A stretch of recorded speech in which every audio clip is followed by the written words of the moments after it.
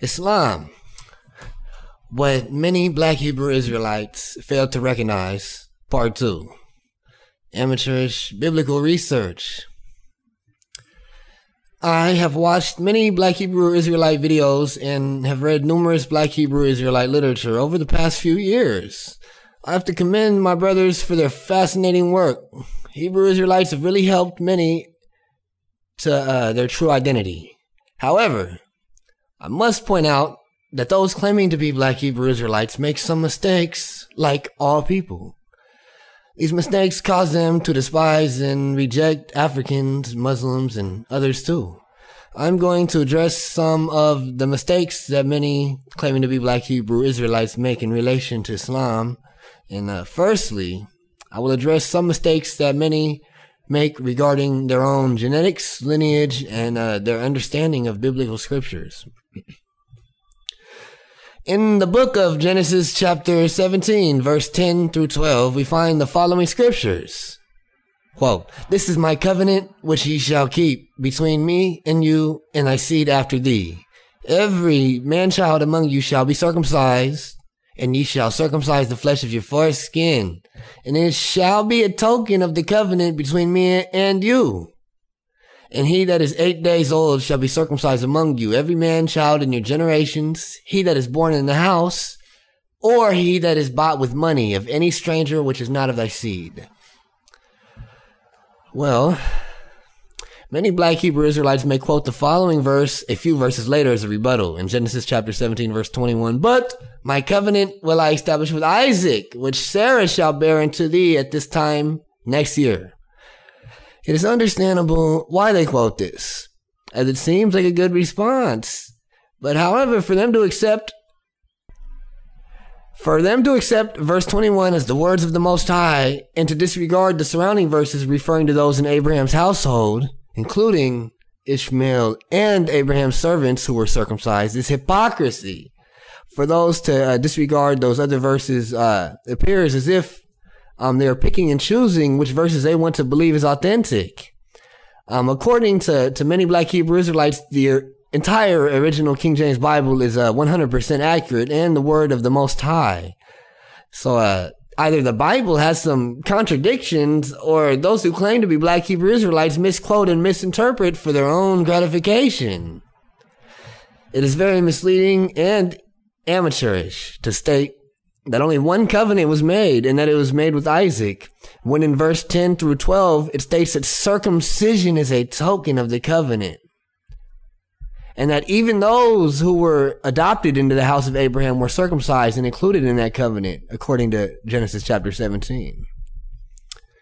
So essentially, Abraham adopted servants and people into his household. It was not like what we understand as the modern day concept of slavery in America. It was almost like family. So for those claiming that the covenant was made with specifically Isaac, they're failing to realize that these surrounding verses include the rest of his household in the covenant. So furthermore, it is interesting to note that Genesis chapter 17 verse 16, which refers to Isaac, is very similar to verse 20, which refers to Ishmael. And both are promised great nations. In Genesis chapter 25, verse 8 and verse 9, the scriptures state that Abraham died at a ripe old age, and quote, "His sons Isaac and Ishmael buried him in the cave of Machpelah, in the field of Ephron, son of Zophar the Hittite, which faces Mamre," unquote. Although these days there's often animosity between those who claim to be Israelites and those who claim to be Ishmaelites, upon the death of Abraham, our forefathers came together to bury their father without negativity or argument. They did not debate on who had the birthright, nor did they differ on their views regarding the Most High. They weren't standing on street corners arguing over how to bury their father. They simply buried him in peace, without incident. Interestingly, if you look through history over the last few thousand years, those descendants of Ishmaelites have often stood up for their younger brother's descendants, contrary to what many want to believe and see in the media and hear from their mentors. Anyways, many who claim to be Black Hebrew Israelites will often state that the Most High is exclusively the God of the house of Israel. Well, prior to the birth of Isaac and Jacob, there was no mention of Israel. The Most High was understood to be the Most High. The Most High is referred to as the God of Abraham, but not exclusively only the God of Abraham. The Most High was also the God of those that had knowledge of the Most High.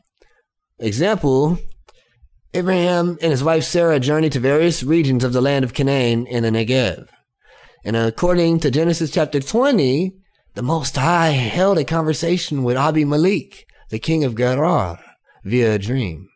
The Most High states in verse 6, quote, "Yes, I know you did it in good faith. In fact, it was I, the Most High, who kept you from sinning against me." Verse 8 further states, Abimelech called all his court officials and informed them of everything that happened, and the men were horrified. Unquote. Is the Most High ignorant towards those who are not of the house of Israel?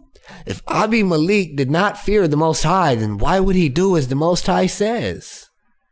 This is just one example of the Most High showing his mercy and forgiveness for all those who have sincerity and fear of him. A Muslim is one who submits to the will of the Most High. Abraham, Hagar, Sarah, Ishmael, Isaac, Lot, Abimelech, and many more submitted to the will of the Most High, according to biblical scriptures. It is obvious that the God of Israel is the Most High, who also so happens to be respected and feared by more than just descendants of Jacob. Those claiming to be Black Hebrew Israelites using amateurish biblical research are misleading the Most High's chosen people. The Most High will hold you accountable, just as he holds all of us accountable for our wrongdoings, regardless of lineage. Peace. Islam. Assalamu alaikum.